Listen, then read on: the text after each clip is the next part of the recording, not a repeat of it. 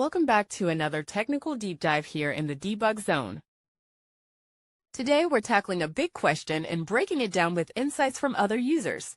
Hopefully this clears up some misconceptions and helps you get the answer you need.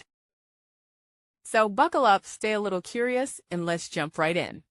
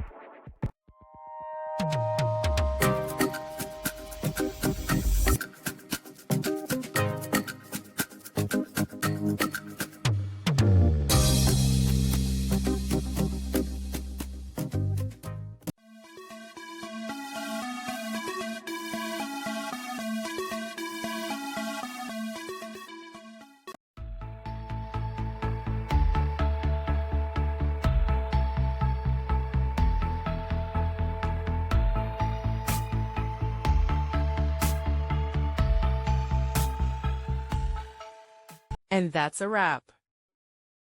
I hope you found the answer you were looking for. If you did, take a second to hit that subscribe button. It really helps out. And let me know in the comments which solution worked best for you. See you next time in the debug zone.